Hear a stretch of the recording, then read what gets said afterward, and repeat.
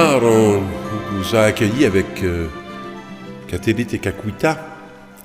Et la parole de cette semaine commence ainsi. Ainsi parle le Seigneur, poussez des cris de joie pour Jacob, acclamez la première des nations.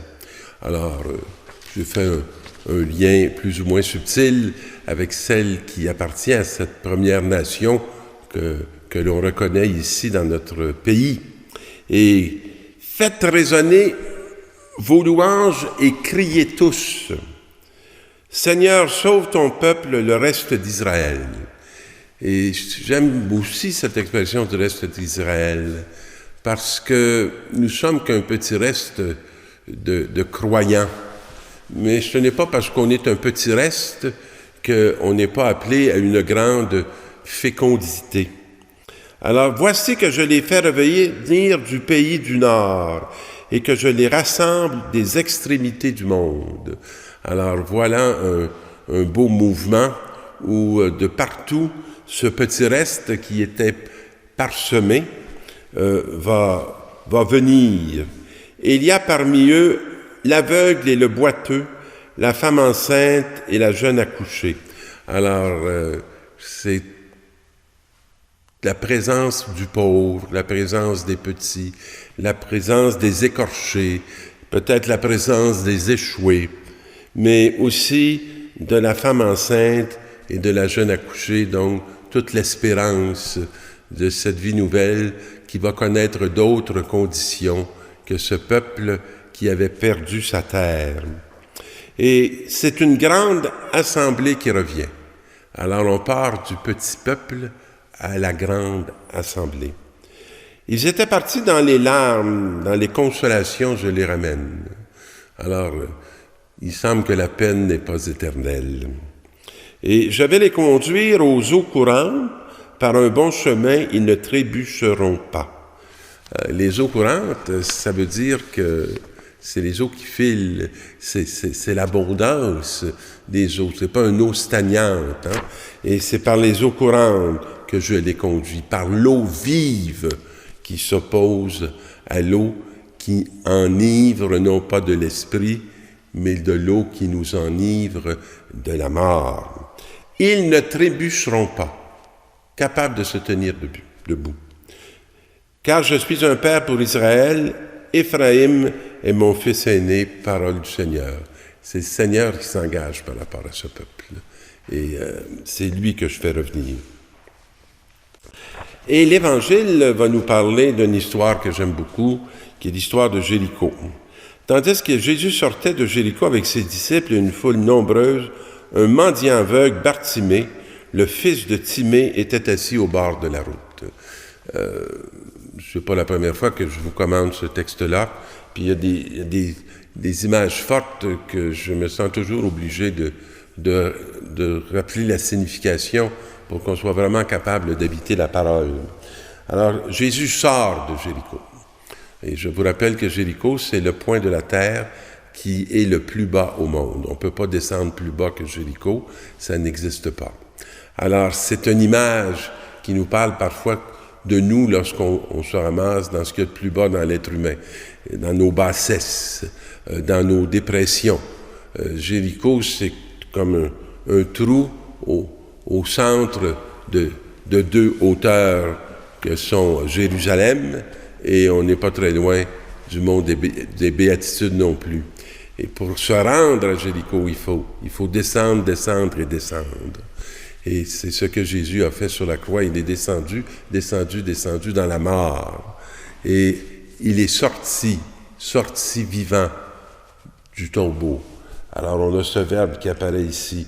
Jésus sortait de Jéricho. Il sort de la mort. Et ses disciples, une foule nombreuse, sont avec lui. Donc il entraîne dans cette sortie tout un peuple. Et apprenant que c'est Jésus de Nazareth, il se met à crier « Fils de David, aie pitié de moi !»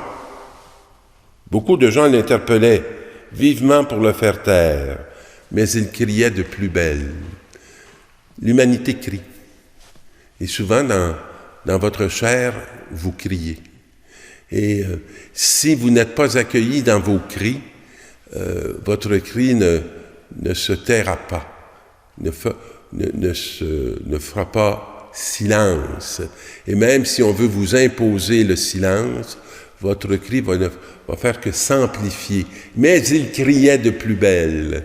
Mais Jésus va dire ceci. Appelez-le en s'arrêtant. Est-ce qu'on s'arrête au cri de l'humanité ou est-ce qu'on amplifie les cris de l'humanité? Jésus s'arrête, dit « appelez-le ». Et comme si sa façon de nous faire sortir du cri, c'est de l'accueillir et d'appeler celui qui est en train de crier. Et c'est comme une vocation. Appeler, c'est l'appel que Dieu nous fait.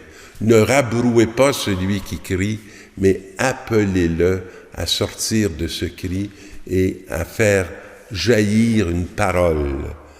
On appelle donc l'aveugle et on lui dit « Confiance, lève-toi, il t'appelle ».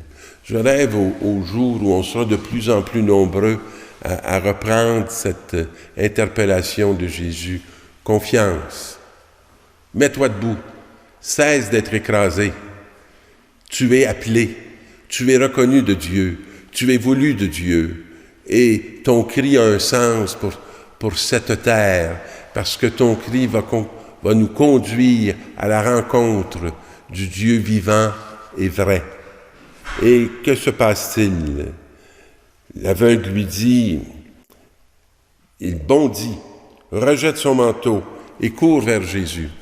Alors on a souvent des chapes de plomb sur nos épaules qui nous empêchent de rebondir. Et il y a des choses et des réalités qui sont pour nous très difficiles à rebondir. Mais de la mort, Jésus rebondit. Et il rebondit non simplement dans la vie, mais dans la vie éternelle. Et alors il rebondit. Et Jésus lui dit, parce qu'il bondit vers Jésus, c'est le souhait que j'ai pour cette humanité. Que veux-tu que je fasse pour toi? Et il dit, Rabouni, que je vois. Il veut voir la lumière, il veut advenir à la lumière. Et c'est la demande qu'il fait. Et Jésus lui dit, va, ta foi t'a sauvé. La solidité que tu touches maintenant en toi, parce que tu as entendu la parole qui t'appelle à rebondir, elle te sauve. Et c'est en toi qu'elle se trouve. Et sitôt l'homme se mit à voir. Et il suivait Jésus sur la route. Il n'avait plus besoin d'être à côté du chemin, mais il a pris résolument à la suite de Jésus le chemin, même si la croix pouvait faire partie de la destination. Il savait qu'il pouvait rebondir avec Jésus au-delà de toute mort. Allons annoncer cette bonne nouvelle et laissons pas nos frères et sœurs dans un cri qui épuise et qui détruit, mais faisons qu'ils puissent rebondir avec la grâce de Jésus-Christ. Bonne semaine, mes amis.